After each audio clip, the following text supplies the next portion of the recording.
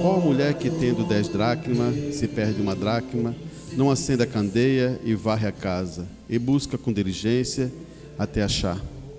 E achando, convoca as amigas e vizinhas e diz: alegrai-vos comigo, porque já achei a dracma perdida. Assim vos digo que há alegria diante dos anjos de Deus por um pecador que se arrepende. Falando sobre esse assunto, a gente talvez, quando você lê essa escritura, ela parece que está falando um tópico de arrependimento, mas logo se você lê o primeiro capítulo ali, está 15, né? Capítulo 15, no primeiro versículo, você percebe que Jesus está falando das ovelhas. Tinha 100 ovelhas e uma foi perdida. Ele pega as 99, coloca no redil e sai em procura daquela uma perdida. E quando ele acha, ela coloca sobre os seus ombros e traz, e depois convida seus amigos, seus vizinhos e faz uma festa. Mas daí você, analisando essa palavra, você diz assim: por que ele fez uma festa? Se ele tinha 99, ele precisou buscar uma, porque uma tinha se perdido. E 99 justos estão ali guardados, protegido pelo poder da palavra, guardado no redil. Agora, quando você se perde, se lembre que existe o bom pastor, Jesus Cristo, que vai lá em encontro de você. Não é o homem que faz isso. Você diz assim: mas um homem chegou aqui e veio falar para mim, tocou profundo no meu coração.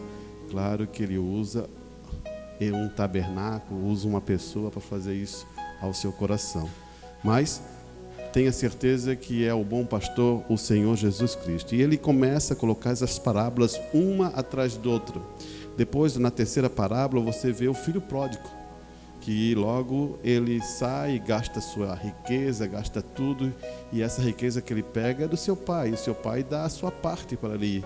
Seu pai não segurou isso, ele falou: pegue, seu filho, vai. E ele foi, gastou todo o seu dinheiro, tudo, aproveitando tudo que estava no mundo, e de repente ele ficou só. Muitas vezes somos esse jovem. Gastamos, vivemos no mundo, giramos muito, e depois de repente paramos e dizemos: puxa, estou só. O que eu preciso hoje? Talvez vocês dizem: vivemos numa era muito boa, tranquila, temos mais condições em relação às pessoas mais antigas, mas eu vou dizer uma coisa a você: quando você fica só, sem Deus, aquilo parece que não preenche nada em seu coração. Tudo que você faz em sua vida parece que não supre a necessidade. Eu posso dizer isso por um pouco de experiência, quando eu não conhecia Deus ainda, mas Deus clamava no meu coração profundamente e eu não entendia quem era Deus. Graças a Deus que Deus se revelou a mim, e eu creio que Ele se revelou a vocês também, né? Então, essa é a palavra desse filho pródigo. E o filho pródigo, ele vê que lá fora foi tudo engano, as pessoas não amavam ele pensava que amava porque quando ele tinha condição, as pessoas estavam próximas dele, e de repente acabou tudo, e ele viu que as pessoas não gostavam dele, e ele teve que arranjar um emprego que era muito difícil e sofreu bastante. E logo, ele se lembrou de quem? Da casa do pai. O pai tinha bons empregados, pagava os seus empregados nos dias e tudo certinho. Ele mantinha, e ele pensou assim: eu vou falar para o meu pai, pedir a ele, e vou pedir para ele que seja um desse trabalhador, não me seja mais filho, né? Deus não faz isso com você. Você é filho, você é filho, você é filha. Então Deus não vai fazer isso com você. A primeira coisa que Deus fez, Ele colocou e chamou, botou um anel, botou uma capa, botou um vestido e disse assim: vamos fazer uma festa, porque o meu filho retornou e agora vai ser uma festa. Vê que pai é esse? Talvez nós falaríamos assim: vice, eu te avisei. Talvez a forma como Deus age para nós é muito diferente. Eu quero que você entenda que existe uma misericórdia. E quando Deus vê que a pessoa quebrantou seu coração, Ele não vai dizer assim, ó, vê-se, eu te dizer, porque Ele já veio aquebrantado. Você tem que ter sabedoria em ver que Ele já veio aquebrantado. E quando você veio aquebrantado, Deus tem muitas coisas para dar para nós, né? Mas o nosso assunto, um pouco, que eu quero ampliar um pouquinho mais sobre o que estamos falando há alguns dias, é sobre aquela mulher.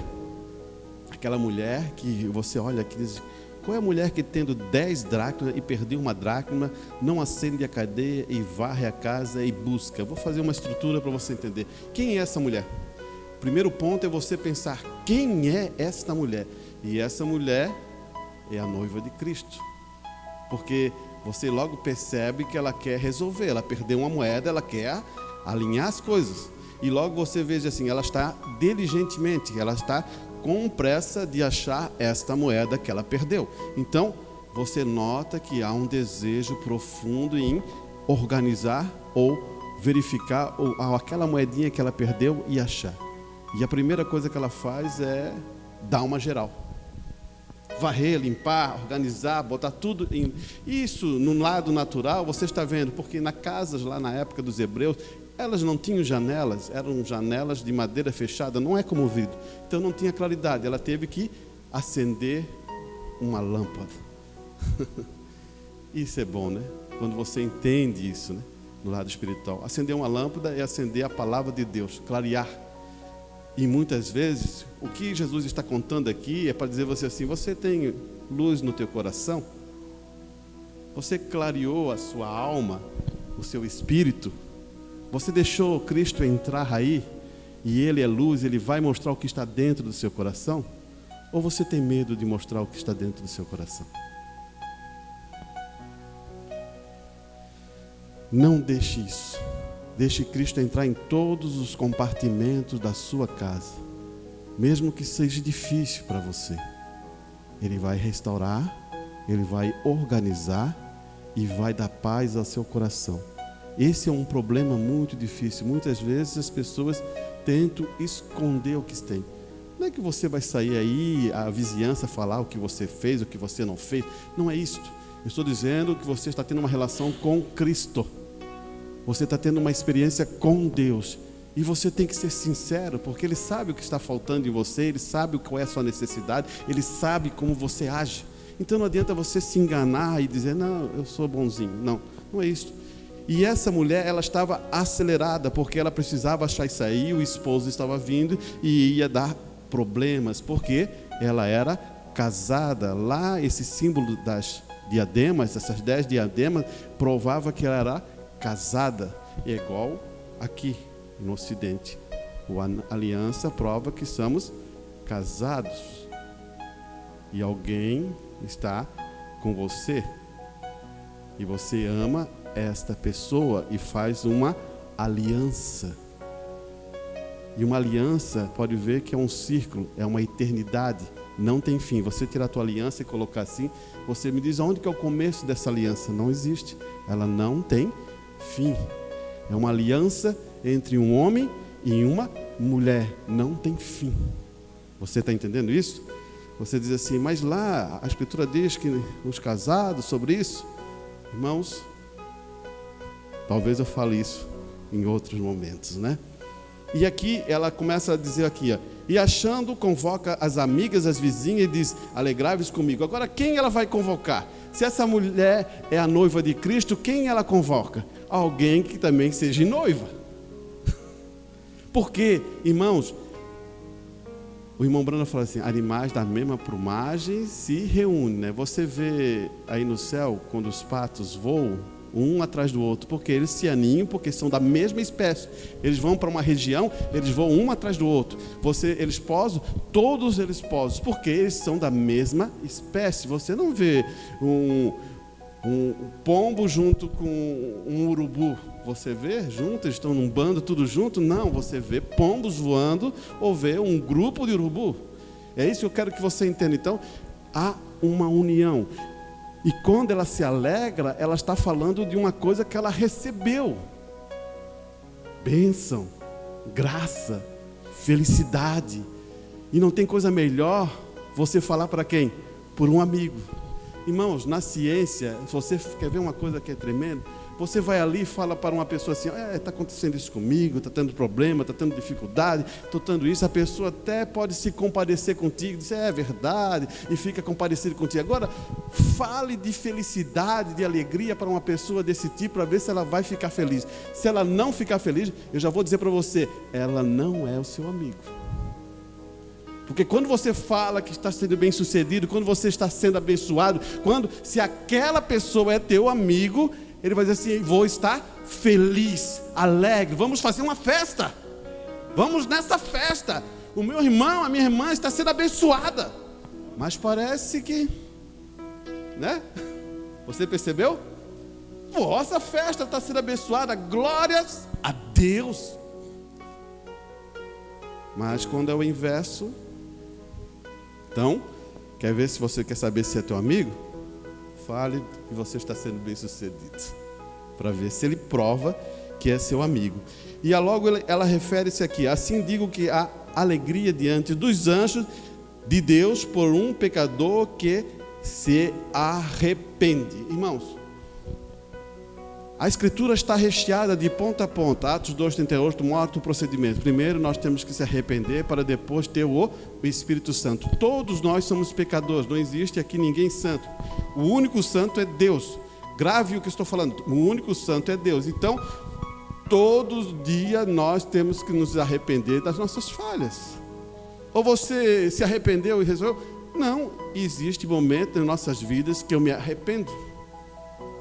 Tem vezes que aconteceu agora há pouco tempo, alguns momentos, talvez foi amanhã, foi ontem, eu me arrependi de algumas ações minhas.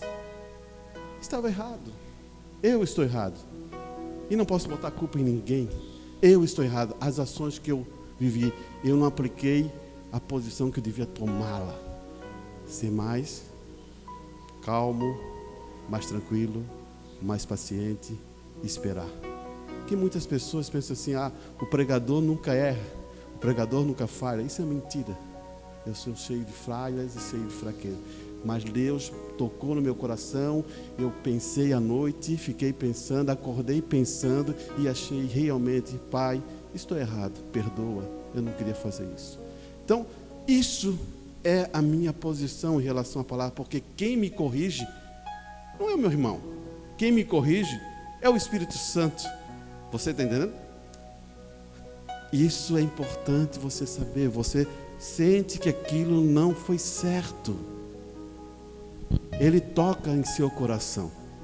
E isso é importante você saber, porque precisamos nos amadurecer nos setores, principalmente nesse setor de reconhecer as nossas falhas e não ter vergonha de falá-las. Falá-las, porque se você tem... Satanás usa esse mecanismo para quê? Te colocar na parede. Você entendeu? Eu cometo um erro, Satanás aproveita essa situação para te jogar na parede. E você não gera bênção em sua vida. Então, isso é uma coisa que Deus, Ele é misericordioso, Deus quer ver seus filhos felizes, então você tem que ter liberdade com Deus nesse momento, né? E essa mulher tinha 10 moedas, se lembram? Falamos sobre esse assunto, 10 moedas de prata, que simboliza um ciclo. Se lembra que a gente falou do ciclo? De 1 a 10 há um ciclo. Começa 0, 1, 2, 3, chega em 10, mudou para outro ciclo, 11, 12 até 20, mudou para outro ciclo. Isso é mudança de ciclo. Na Bíblia, Deus ele trabalha com a matemática da Bíblia, ele tem numerologia. 3, o que é? Você se lembra? Perfeição. 3 é perfeição. Tu é perfeito em corpo e alma e espírito. Então, 3 é perfeição. 4 é liberação. Se lembra de Sadraque, Mesaque e Abednego? Eram 3 dentro da fornalha. Chegou o 4º homem. Então, o número 4 é libertação. Então tem coisas na Bíblia que você tem que saber. Você diz assim, por que, irmão, eu tenho que saber? Isso só aconteceu uma vez? Não, acontece várias coisas na Bíblia que repetem-se. Vivemos na 7ª era. Quem é o 7º? Enoque. Enoque foi o quê? Arrebatado. Você diz, quem é esse Enoque? Está lá em Gênesis, você lê. Ele é o 7º. E ele caminhou com Deus 356 anos da sua vida, e um dia ele foi andando com Deus e foi embora para casa. Vivemos nesse tempo agora, existimos nas 7 horas, que estamos esperando o quê? O arrebatamento. Você compensou? É nessa era, não existe outra era.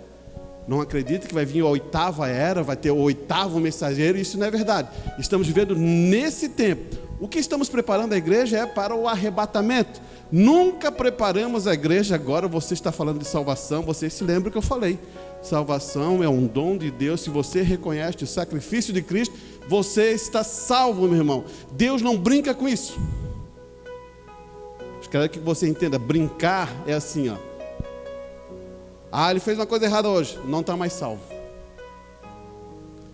Daqui a pouquinho diz assim, agora ele fez uma coisa boa, agora ele está salvo. Você reconheceu o sangue? Deus tocou em seu coração? Você é salvo. Não deixe Satanás colocar pensamentos maus em sua vida. O que eu estou falando agora é sobre um arrebatamento. Você captou? Um arrebatamento, existe agora uma maneira de conhecer isso. E essa noiva, ela está nesse padrão, e Jesus está falando sobre essa noiva para dizer que existe um padrão para ir para o arrebatamento. Ela está aqui com 10 dracmas, e precisa termos 10 dracmas. Eu falei um assunto que lá em Itajaí, referente a isso. Muitas vezes você tem as manifestações dos frutos do Espírito.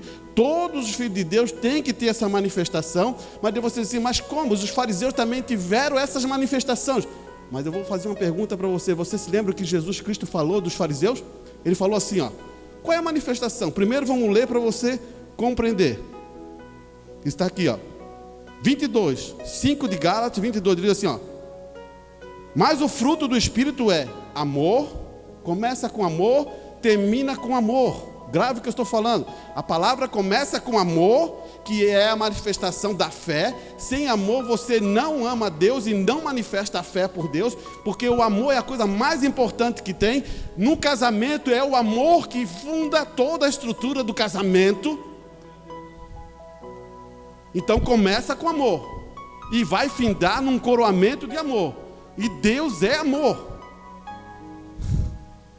Então passa, ó, irmãos, eu digo assim, eu amo a minha esposa, mas você já falou que ama a sua esposa? Parece que nós aqui brasileiros temos dificuldade de falar isso um para o outro.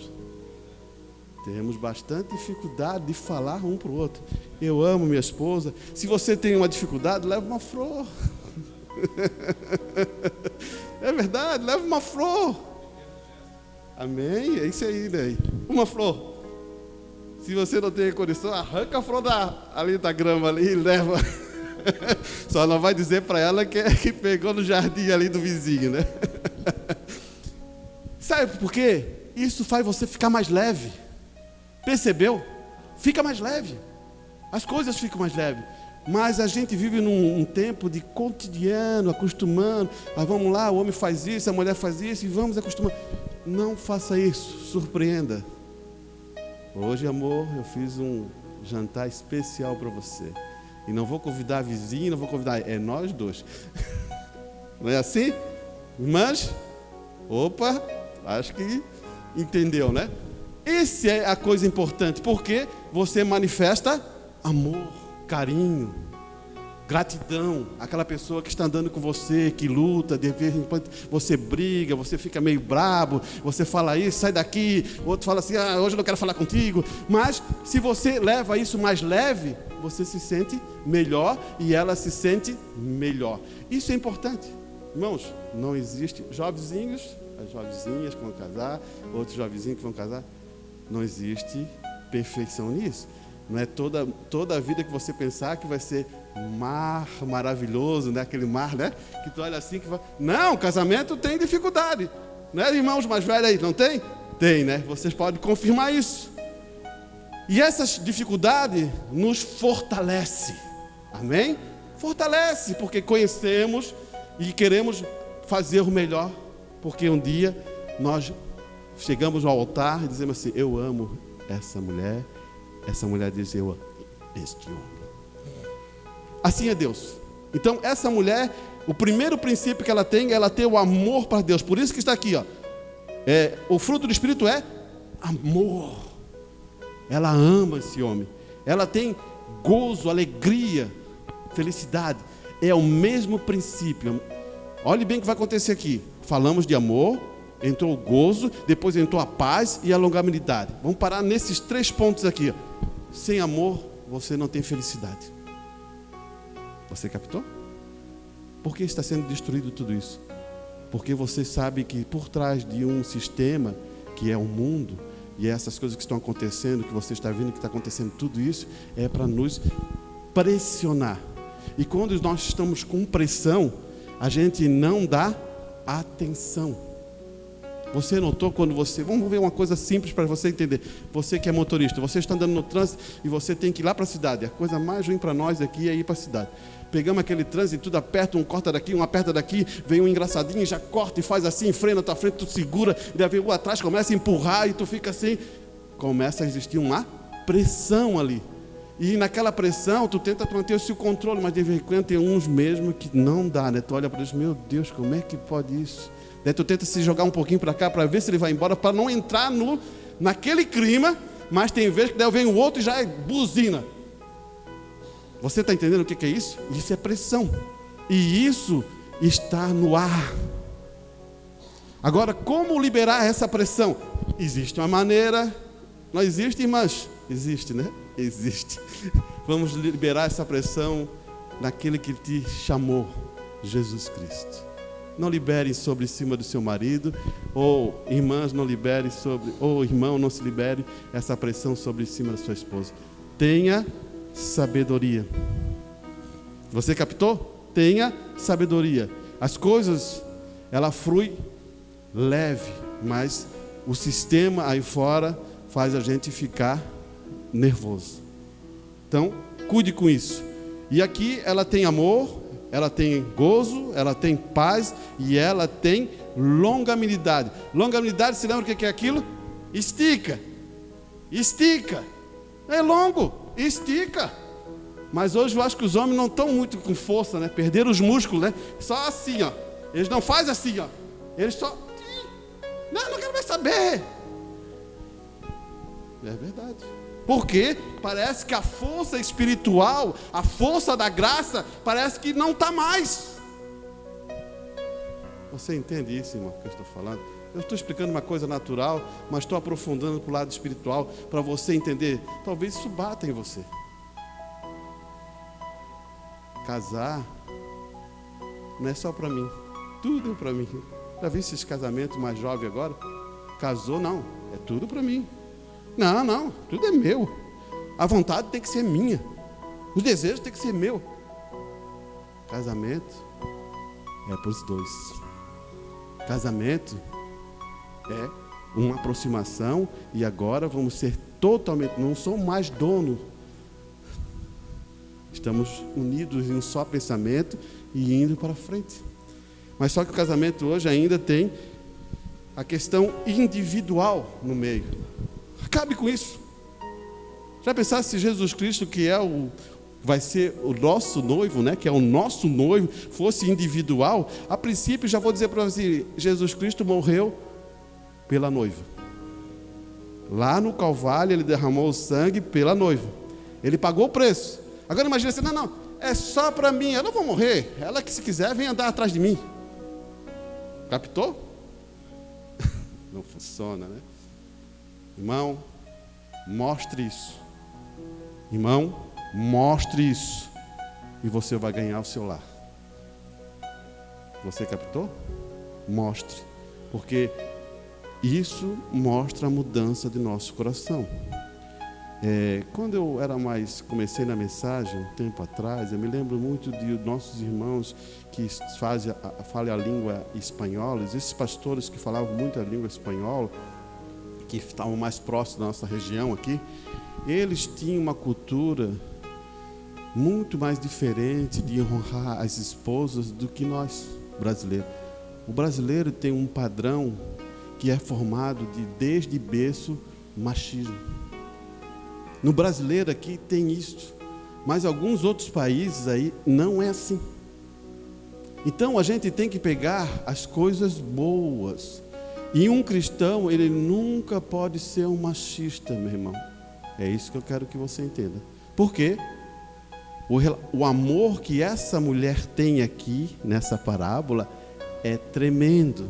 E a diligência que ela tem em acertar o que ela perdeu ali, é tremendo. Então ela sabe que esse amor é o amor da vida dela. E você começa a entender coisas importantes aqui. Quero ver aqui, ó. Então sabemos que é um ciclo. Então olhe bem, ela tem um ciclo, que ela sabe que se ela conseguir essa dessa moeda que perdeu, que é de prata, ela perdeu, ela restaurará esse ciclo. E esse ciclo é de vida. Porque ela tinha 9, perdeu 1 e agora ficou sem. Se quando ela é um ciclo e o ciclo vai finalizar, quando ela tem essa moeda, ela convida as suas amigas, convida os seus vizinhos e começa a louvar e glorificar a Deus, porque agora o ciclo é de vida, o ciclo é de graça, de amor, de longanimidade. E ele mostra uma coisa importante aqui, quer ver? Ele diz assim, ó: agora, como afirmamos na semana passada, o número é um dos números perfeitos, e é significado porque representa todo o sistema numérico chegando a conclusão. Portanto, o número 10 significa que todo o ciclo agora está completo.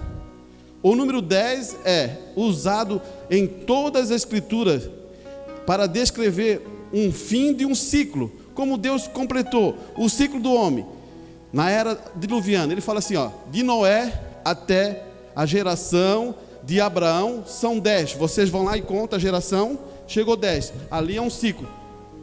Quem é Abraão para você? É o pai da fé. Você entendeu?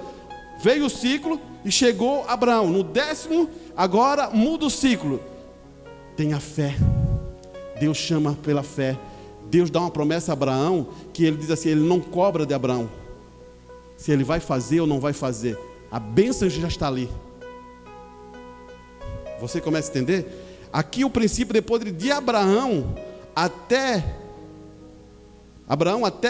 Davi, é outro ciclo. Então você começa a engatar que Deus trabalha com numerologia. Não esse negócio aí que você vai ali e fica jogando, né? Não é isso.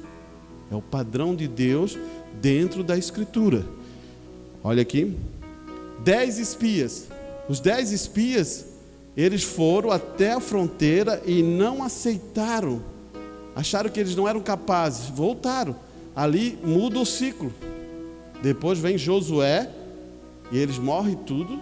Vem Josué, os que estão nascidos lá no deserto, e agora eles entram na terra prometida. Você começa a notar que existem ciclos. Outro aqui, ó. Os 10 espias, as 10 pratas, né, dos talentos. Isso aqui é importante também para você entender, irmão. Você, olhe bem, Jesus usa outra palavra para dizer assim, ó. Ele expressa assim, ó. Dou 5 talentos para você, dou 2 para você e dou 1 para você. Só que um que pegou 5, ele multiplicou. Então ele pegou 5 e teve mais 5. É um ciclo de novo. Você entendeu? Ele recebeu graça, que 5 significa graça, e multiplicou mais 5, que simboliza mais graça ainda. Agora eu vou dizer quem é esse autor da graça, você sabe? A pedra de esquina. Quem é a pedra de esquina? Jesus Cristo. Ele morreu por você, derramou o seu sangue, e ele é graça em sua vida. Então isso é um ciclo. Então você começa a entender que esse trabalho que Deus está fazendo hoje, para essa noiva que está agora, nesse tempo final, ela precisa pegar o que perdeu. Aqui está o ponto. Daí você diz assim, irmão Arante, o que ela perdeu? Se aqui existe 9 em Gálatas, que é amor, gozo, paz, longanimidade, benignidade, bondade, fé, mansidão e temperança, falta uma coisa que ela perdeu. Esse é o maior problema que nós temos hoje. Eu vou te firmar um pensamento e depois eu vou entrar no que você perdeu. Irmãos, você sabe que lá em Apocalipse, no capítulo 2, se você quiser acompanhar rapidamente para você entender, a curiosidade está aqui formada em uma situação que acontece. Lá é a primeira igreja, a igreja efesiana. Você sabe o que a igreja efesiana é? A igreja efesiana é uma igreja espiritual. Para você entender, você bota duas coisas assim. Uma igreja efesiana é uma igreja que está vendo coisas espirituais, está além das coisas, está vendo as coisas já acontecer lá na frente. Paulo está falando de coisas maravilhosas. E a igreja de Coríntios é uma igreja carnal. Ela está fazendo de briga, estão se brigando ainda, há confusão, não tem acordo entre eles, há discussão, há fofoca, mentira, é isso tudo. Olha só. Agora olha bem que aqui, ó, Apocalipse 2. Verso 1, escreve o anjo da igreja que está em Efésio. Isso diz aquele que na sua destra está a sétima era, que anda no meio dos 7 castiçais de ouro. Eu sei as tuas obras. Aqui quem está falando é Deus, que é Cristo Jesus. Ele é o que sabe, não é ninguém que está falando aqui. Não pense que é João que está escrevendo isso, não. Quem é essa? Essa inspiração vem de Deus. Ele sabe o diagnóstico da sua vida, ele sabe o diagnóstico da minha vida. Daí ele vai dizer assim, ó: eu sei as tuas obras e o teu trabalho e a tua paciência, e que não podes sofrer maus. Opa, coisa boa. E puseste à prova os que dizem ser apóstolos e não são, tu os achaste mentiroso. Olha só que igreja. Isso é maravilhoso, irmão. Quando a igreja ela cresce, ela sabe ver se aquele homem é verdadeiro, se aquela mulher não é verdadeira, se aquele apóstolo que está pregando a palavra como é. Isso é uma coisa importante. Você não pode estar sempre trancado nos homens da frente. Você tem que ter uma experiência para conhecer a palavra. O que as igrejas fazem? Você sabe? O que essas igrejas fazem? O que um governo faz? Você que está acompanhando o Brasil, o que eles fazem? Eles querem que você não saiba nada. Porque quanto mais você não saber nada, você é muito mais fácil de ser o quê? Manipulado. Você está entendendo o que está acontecendo? Eu não estou aqui em relação à política, mas eu quero que você entenda isso. Isso aí é uma coisa importante você saber. Quando você estuda o assunto, amadurece o assunto, você tem posição sobre aquele assunto. E o que as pessoas fazem hoje? Você vai lá para uma região, lá no interiorzinho, lá na Amazônia, lá naquela região que a gente fala, lá, aqueles pessoal lá, e eles têm dificuldade. Graças a Deus que nós nascemos na nossa região aqui. Tem mais facilidade, tem mais conhecimento, você aprendeu mais coisas, tudo mais. Mas em relação àquelas pessoas que estão mais lá, tem dificuldades. Claro que a internet ajudou muito a perder isso. Claro que hoje você olha na internet, tem mais facilidade. Mas imagina se não tivesse internet. Estariam sofrendo lá as mínguas. Então eu quero que você entenda que liberdade é você compreender o assunto. Sem liberdade, você não compreende o assunto. E quando você tem liberdade, você tem o quê? Responsabilidade. Deus te deu liberdade. E o sistema quer fazer o quê? Você ser prisioneiro. Você percebeu nisso? Deus te deu liberdade. Ele quer dar-te liberdade para você ser uma pessoa convicta e entender o assunto. Olha aqui. Eu sei as tuas obras e o teu trabalho e a tua paciência, e que não pode sofrer mal, e puseste a prova o que dizem ser apóstolos e não são, e tu os achaste mentirosos. Agora eu fico pensando, essa igreja olha, se for tirar um chapéu, né? Tiraria o chapéu. Mas olha o que Deus fala dessa igreja. Capte. Eu falei sobre amor, né? Capte agora. E sofreste, e tem paciência, e trabalhaste pelo seu nome, e não te cansaste. Então pense uma coisa. Vou trabalhar no reino de Deus. Daqui a pouquinho estou cansado. Vou ficar aqui mesmo. Vou ficar desse jeito. Vou me acomodar. Não aconteceu nessa igreja. 4. Tenho, porém, contra ti que deixasse a tua primeira, ou teu primeiro, aqui bota caridade, mas teu primeiro o quê? Amor. Você captou? Fazem tudo certo, cumprem as escrituras, eles testam e provam e sabem muito bem, eles podem chegar aqui e ensinar você, mas faltou uma coisa: amor.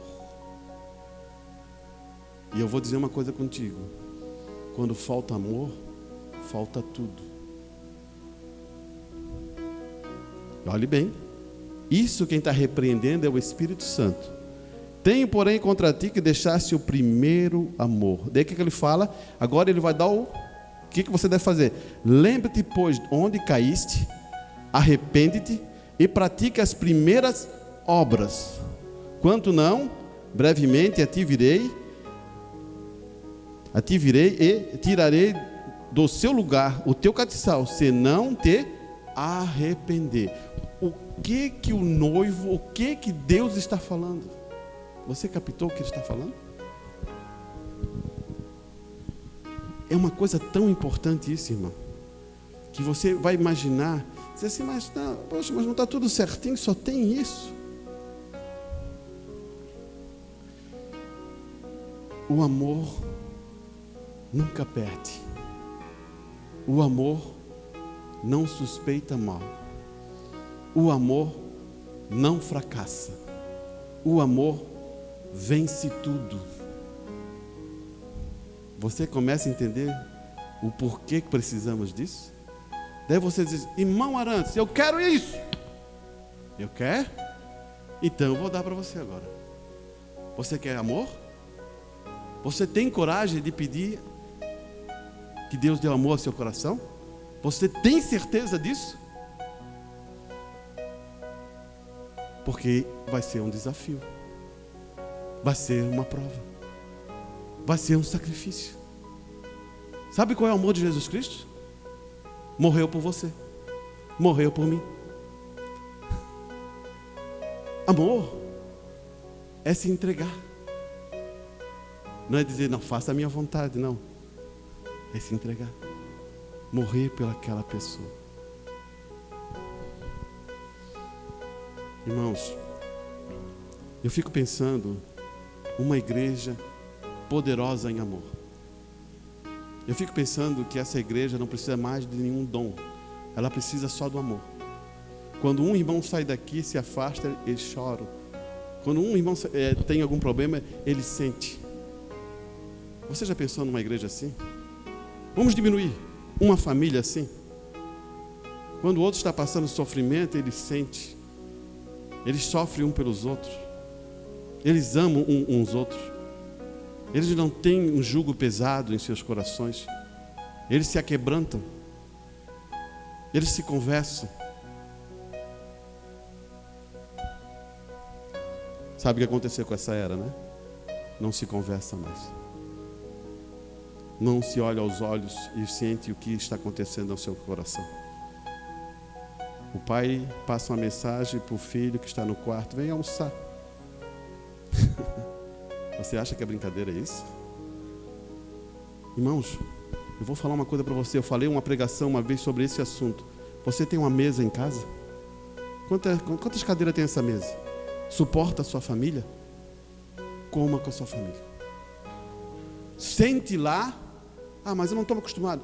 Se esforce. Meu filho, minha filha, vamos fazer isso, vamos se esforçar. Sabe por quê? Quando você se reúne numa mesa, sentado, um está aqui, outro está aqui, outro está ali, um fala de uma coisa, outro fala de outra coisa, um pergunta uma coisa, outro, você tem contato, e você olha olho a olho, e isso é importante a família fazer. Se você perdeu isso, você perdeu, olha, eu vou dizer, mais de 90% da sua família, porque um está comendo num quarto, outro está comendo no outro quarto, outro está fazendo isso. Já pensar se essa noiva de Cristo falasse assim, essa noiva disse, não precisa vir hoje não, vem outro dia, hoje eu estou tranquilo, estou com as minhas amigas, com meus amigos, vou aproveitar.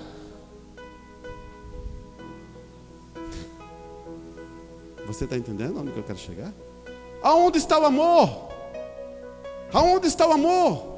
Amor reconquista. Amor é você sacrificar. Amor é se submeter, fazer um esforço para dizer assim, poxa, eu vou almoçar com a minha família, pô, mas está um pouquinho atrasado, vou dar uma corridinha, vou chegar lá, vou esperar. Vai chegar um pouquinho mais tarde, quantos minutos? Vou aguardar um pouquinho. E tudo isso vai gerando um resultado que depois você diz assim, que eu sempre escutei, mas talvez hoje reduzi um pouco, porque a expressão está faltando amor. Mas quem é a culpa? Somos nós. Não é de Deus. Deus deixou a palavra, Deus deixou o bolso, Deus deixou a alegria, Deus deixou a felicidade, mas nós não cumprimos o que Deus deixou. Daí dizemos assim, está faltando amor. Não, nós somos o culpado. Não pense que Deus é culpado, nós sempre somos culpados. Você não pode ligar? Pô, faz tanto tempo, vem. Ô filho, faz tanto tempo, vem visitar. Não é assim? É assim. É felicidade. Agora, quando a pessoa chega, de repente você está assim, quer ver? Só para dar um exemplo. Você está mal-humorado? Não pode, né?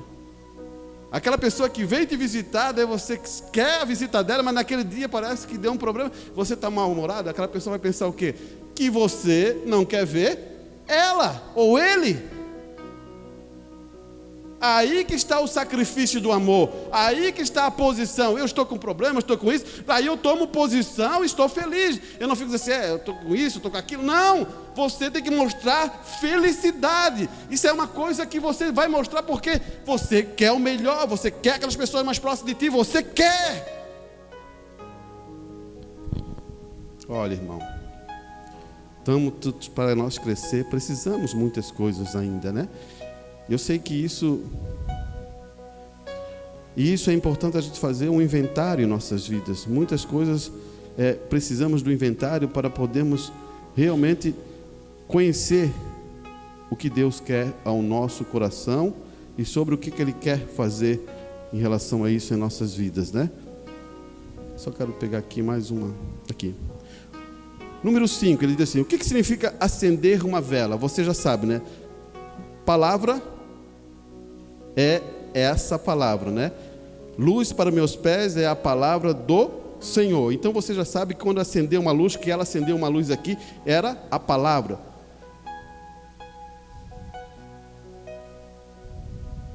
Por que é diligente? Em procurar o quê? Está perdido. Sabe o que está perdido ali? Sabe o que nós muito perdemos hoje? Você precisa de quê? Você precisa do Espírito Santo, meu irmão. Olha aqui. Qual o significado de ela reunir com seus amigos? Ela vai se reunir com os seus amigos. Amigo. Você captou? Ela está se reunindo com os seus amigos, com os seus vizinhos. Os vizinhos, quando se entende vizinho, é os que estão próximos, aonde você vive.